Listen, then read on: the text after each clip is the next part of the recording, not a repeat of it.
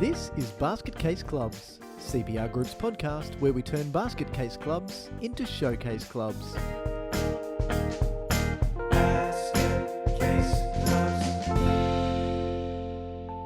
G'day everyone and welcome back to Basket Case Clubs. I'm Michael Connolly, and for those of you who've never seen me before, this is actually what I look like. Devilishly handsome, hey.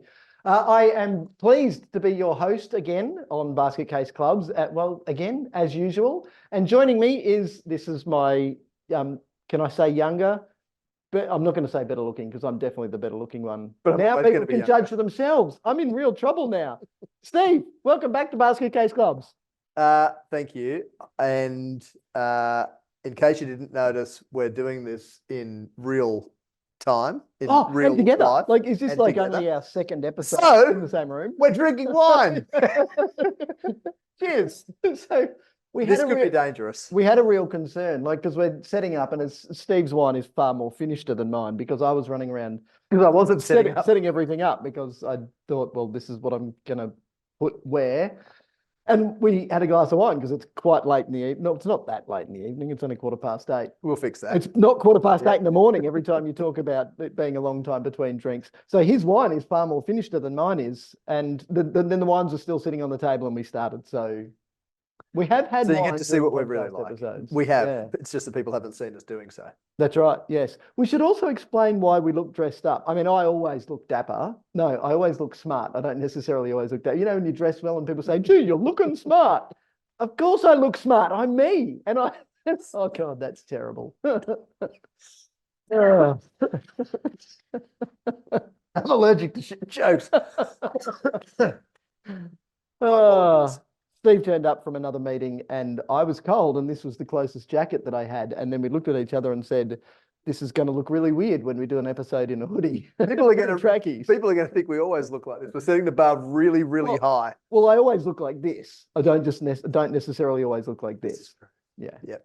Sometimes we're in COVID attire, which means up here for business and down here for snoozing. Comfort. Yeah. Siesta. But it's great to be in person. I'm really looking forward to doing this, not only because of the wine. It is nice wine too. It is nice wine indeed. Yes, not that anyone else will be able to enjoy it. No, I can enjoy it vicariously through us. I've been enjoying it at a far greater rate of knots than you. But we've wanted to do this for a while, to do it in person. We've done a couple of episodes live in person. Yeah, a couple. We've never filmed any, so we thought it'd be a good idea for people to be able to see what we actually look like. And for those who aren't actually looking and you're just listening we're sorry. On Spotify, well, there's that, but all of these jokes about what we're wearing are going to be going, why the hell are they talking about what they're wearing? This is really weird for the Basket Case Bros to be talking like that. So, yeah, suck it up, or don't turn your camera or your phone on to watching if you're driving. That would be bad. Or if you're out for a run, because that would also be bad because you'll bump into a street sign or a car or somebody else. Because you will be looking at us. Right, that's enough. It's time to talk about what we're going to talk about, which is money. So we're finishing off a mini-series. It's another maxi mini-series. It is another maxi mini-series. Well, how many episodes are we up to in this mini-series? I think this is number 412. Good. All right. In this mini-series. I had it in that order, so I'm glad I was accurate. Yeah. Anyway, it's time to finish off. And this is really the fun stuff, because what I want to talk about today is how to make money.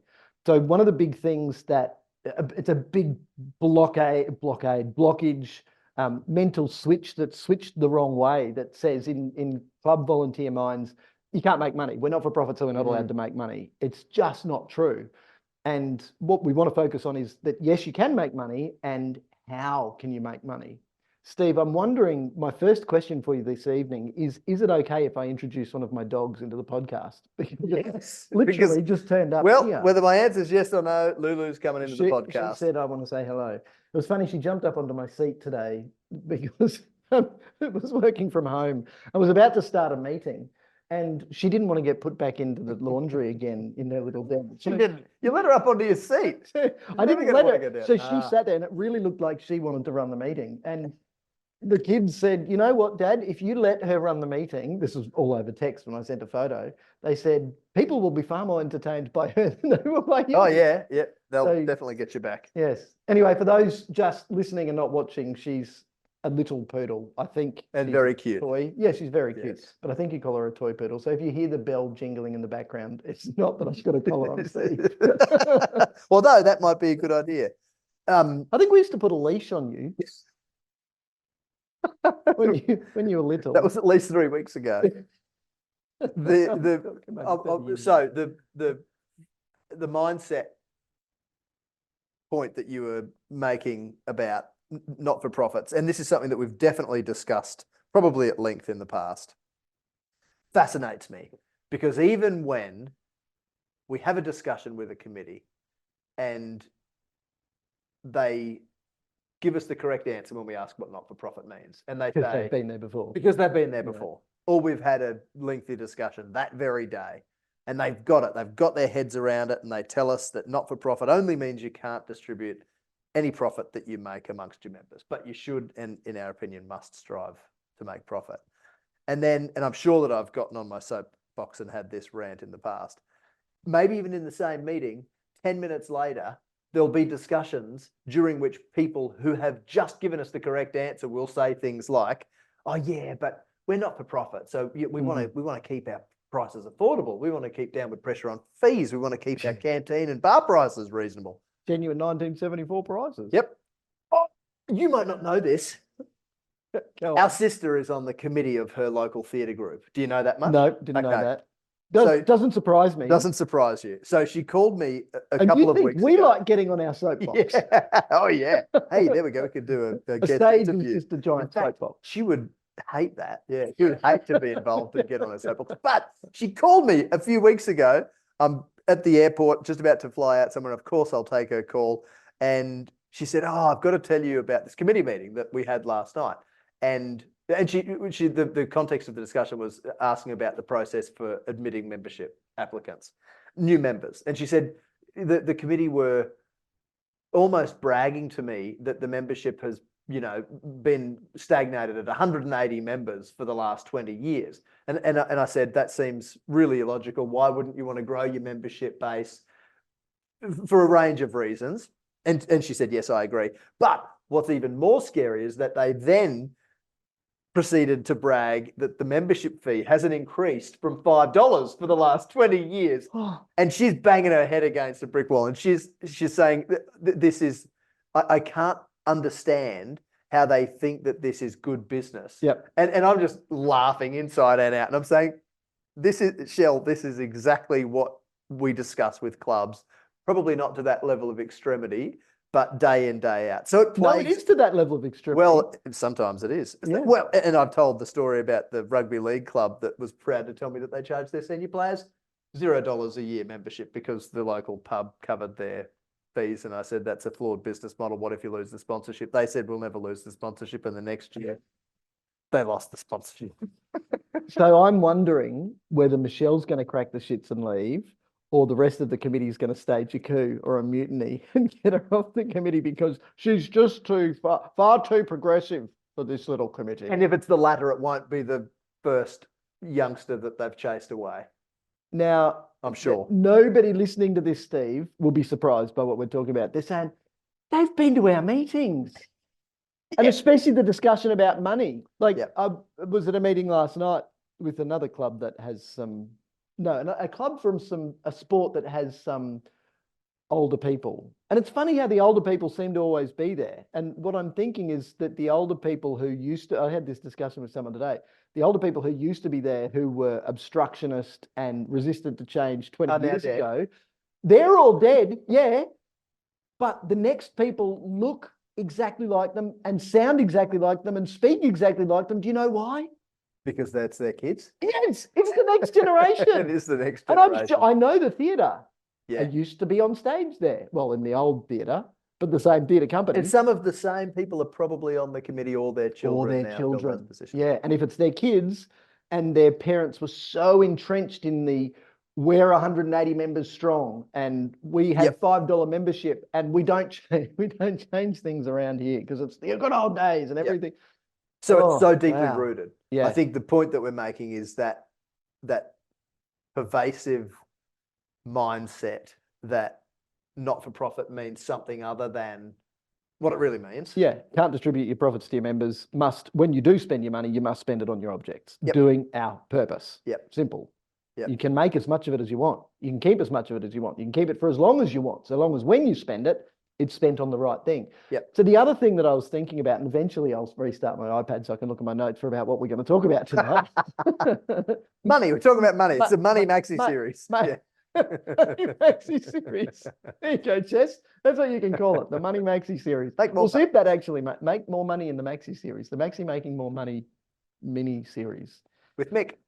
Hey, is what so it's on this mindset thing. Have you noticed that people start making excuses? And it's like they say, we're not doing particularly well, but gee, we're doing better than we used to, and we've come a long way. But then I always feel like I'm the outsider challenging people, and I'm saying this because of the club that I was at last night, obviously.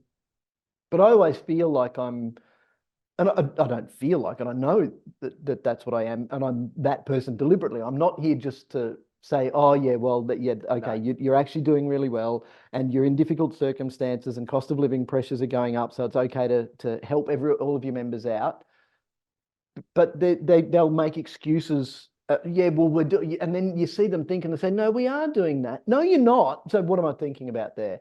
Have you got, and we'll talk about this, we've talked about it before, have you got a pricing strategy? Which comes back to the question, what sort of club are we? Are we an all-inclusive club that is trying to be everything to everyone? By the way, good luck with that.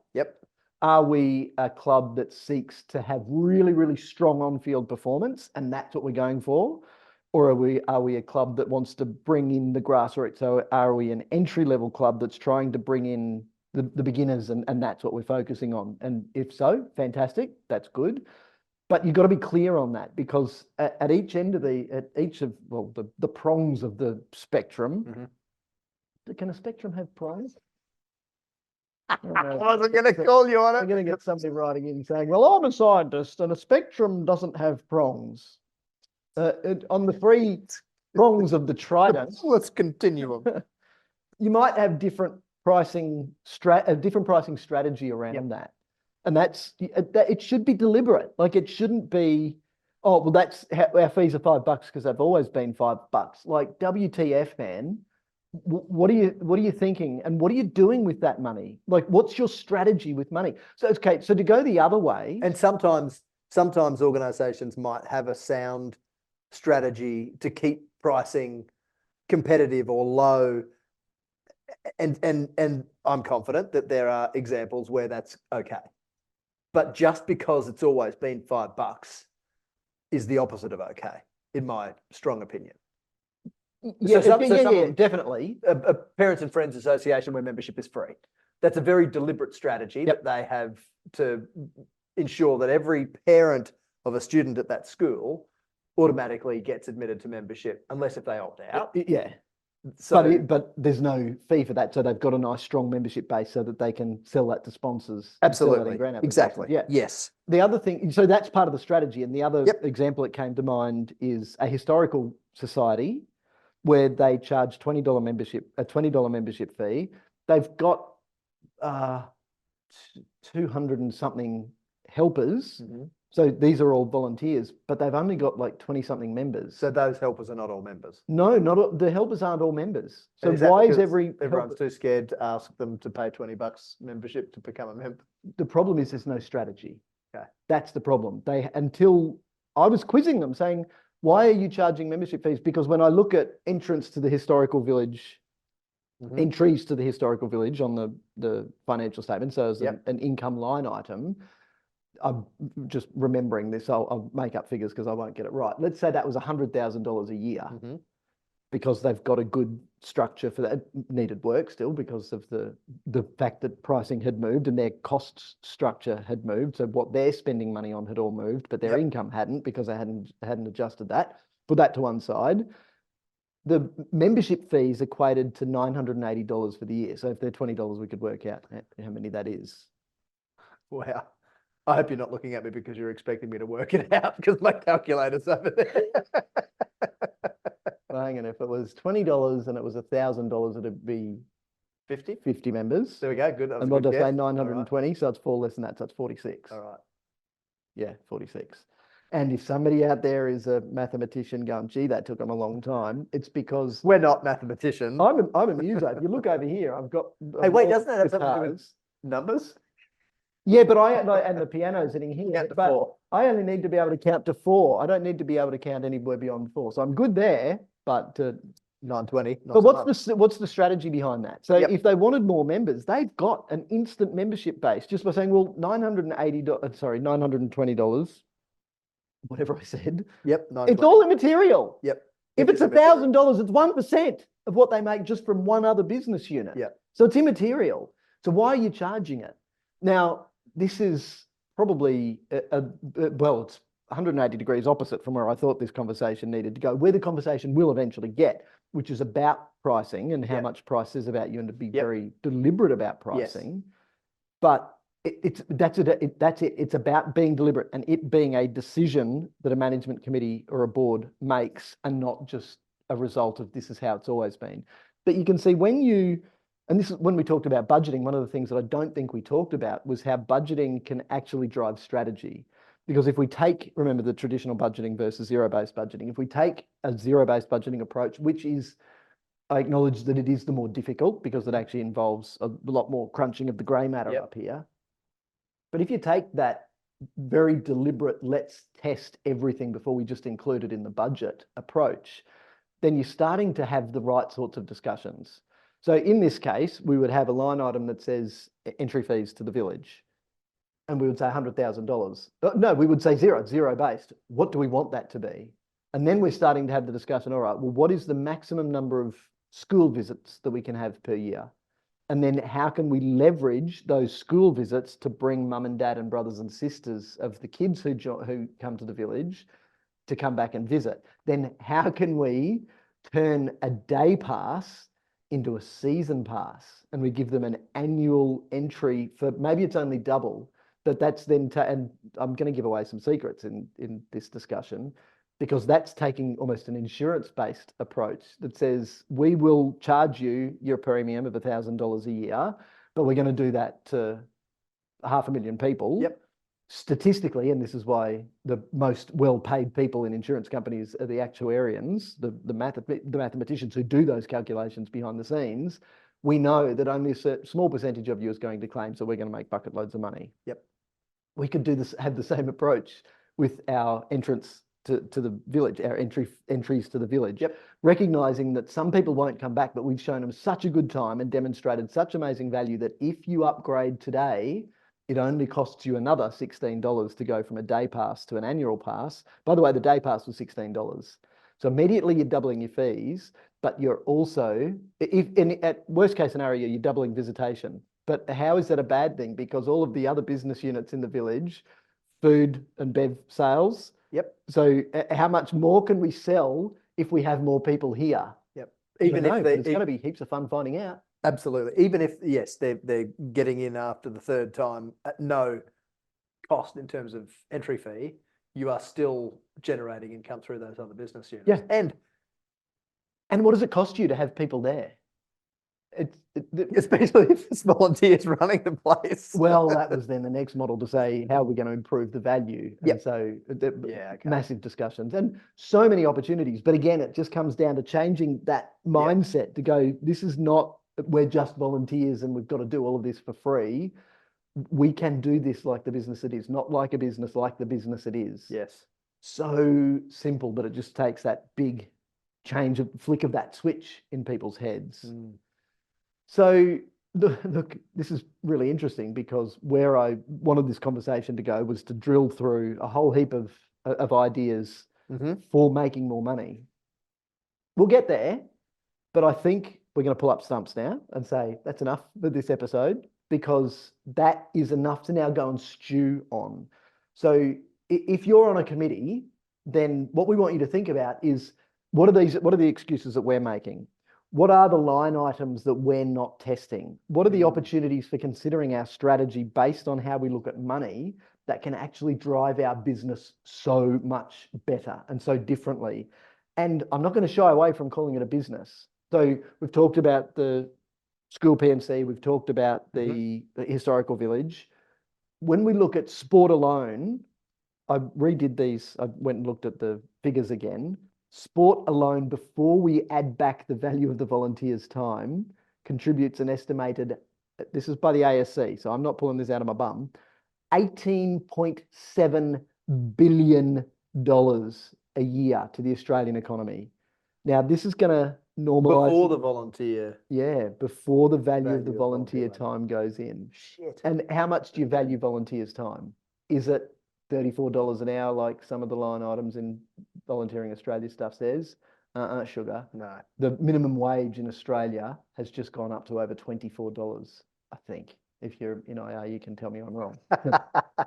But from memory, when I saw it, so that is significant. That's the minimum wage. If somebody is an adult working in the canteen, the minimum you have to pay them. Oh, now I might be talking out of school. No, I think I'm right.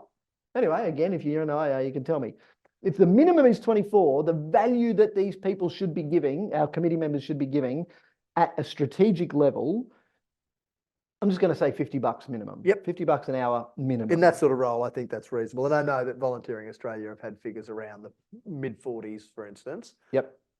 And that's some years ago. So I think $50 odd per hour is very reasonable. So you add that on top of, what did you say, 18.7 billion. Billion. There's a lot in that. So, but there's a lot in that our not-for-profit sporting clubs are missing out on. Yeah. Yeah, because that does include people who are going and spending their money with private personal trainers or in gyms. What is it that you can do as a club that can capitalize on that market? Because you don't need to increase the size of your slice of that pie by very much to make a material difference for the impact that you can have in your community. So before we wrap up, I want to just introduce a little caveat. The caveat is that we're going to take the piss out of clubs that do things poorly and don't have a pricing strategy and don't. They know that by now. They know that we're going to take the piss out of the clubs. You're going to do it some more? Yes. Okay. Sorry, I cut you. So that's going to happen. Don't have pricing strategy. So that's going to happen.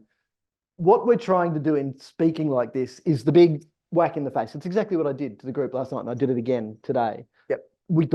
Somebody's got to give them a whack in the face to go, oh, there is another way that I can think about this. So that's what we're trying to do.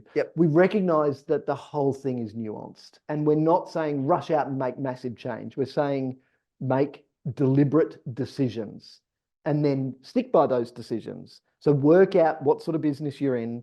And that's a fascinating question. My God, I've been asking that for a while now, and the amount of time it takes before I get any answers. There's a lot of gazing into space that happens when I ask that question. What business are we in? And that if we're in the business of sport as a starting point, as the catch-all, well, that's our market. That's a big market. It is a huge market. So take what we say with the grain of salt that is required in your situation, obviously. Maybe this feels like a bit of a disclaimer, Steve. Like, please understand. Very unbasket casey, clumsy. This is not advice. It's information is general in nature. I think Jess put something like that in. This is our musings. Yes. Yes, this is our musings. Yes, that's exactly what it is. Anyway, we shall continue this. I'm going to call it a rant next time. Thank you for joining us. It's a coordinated rant. Club, a coordinated rant. And you're welcome. I would like to thank Jess for making us sound good, but she's also now got to make us look good. And that's tough. Going to be a big ask. So if you're not already connected with us on all of our social channels, you can get there. We'll put the links to all of our social channels in the description to the episode. Of course, one of the really important things, though, before you skip next to the next one, is we've got a webinar coming up on this on the 3rd of July. So what's today? The 18th of June. So a couple of weeks. We've got a webinar on this topic. Now, for all of you Basket Case Clubs listeners and now viewers, you're going to go, oh, well, I don't need to go to the webinar because I've heard it all before. But the webinar will be a nice, succinct chunk that you can share with the other people on your committee who maybe need that bit of a swift kick in the bum to say it's time to make some change and this is a way to think about it. So we'll be presenting what are the great opportunities that are available. So that's coming up. So I definitely encourage you to register for that one. cprgroup.com.au/webinars will take you straight there where you can register for that one. And of course, sign up to our newsletter where you'll get lots of little tidbits of information and helpful tips and stuff that we talk about, which is really cool. Steve, thank you for, and I haven't said it yet, joining me for this little journey of Basket Casey goodness. It has been my pleasure as always, and I shall look forward in every way possible to next time. Thank you. Thanks. See ya. Adios. Basket Case Clubs acknowledges the traditional custodians of the country on which we record, being Yugambeh, Turrbal, Jagera and Kabi Kabi land. We recognise their enduring connection to land, waters and culture, and pay our respect to elders past, present and emerging, and extend that respect to First Nations listeners.